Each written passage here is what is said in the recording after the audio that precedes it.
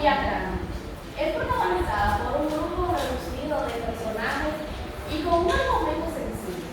Ok, cuento es una narración breve que puede ser creada por un autor y que puede estar basada en hechos reales o imaginarios. Entonces, en base a eso, el cuento que ya nosotros analizamos, ¿cómo se llama? ¿Quién lo escribió?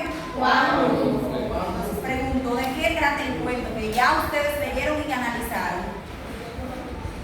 ¿De qué trata, Carlos? De un grupo de migrantes que andan buscando. ¿Que van caminando dónde? ¿Dónde se van caminando? ¿En un llano? ¿Y cómo estaba ese llano? Seco. Agua.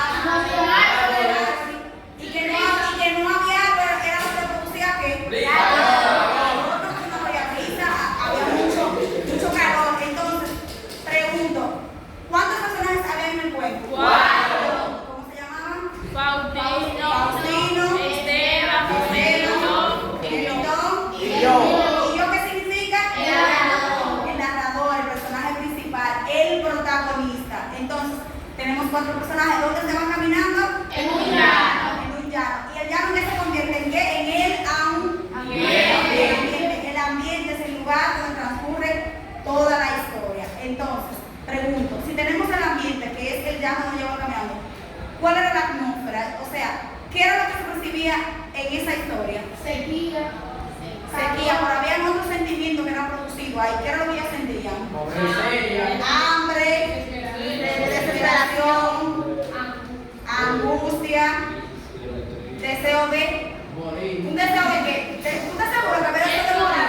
Probablemente había deseo de morir porque donde había tanto dolor, tanta angustia, una sola cosa para comer que no se la pueden comer.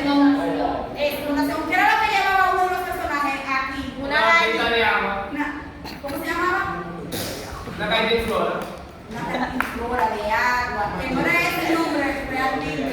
Y llevaban un solo animal que era como una gallina, porque tampoco se la podían comer porque no había manera. Entonces, tenemos el ambiente, tenemos la atmósfera. ¿De qué trataba? Un grupo de campesinos. Y eran inmigrantes, de verdad, no estaban en su país. Sí.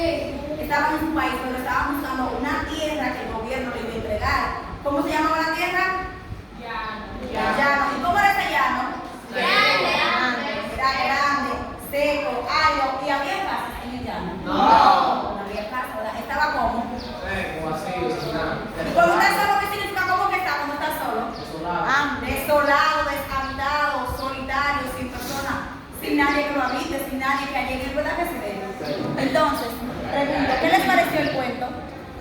¿Hay alguien que le haya gustado el cuento? ¿Por qué, Carlos? Porque a pesar de todo lo que pasaron, se divirtieron.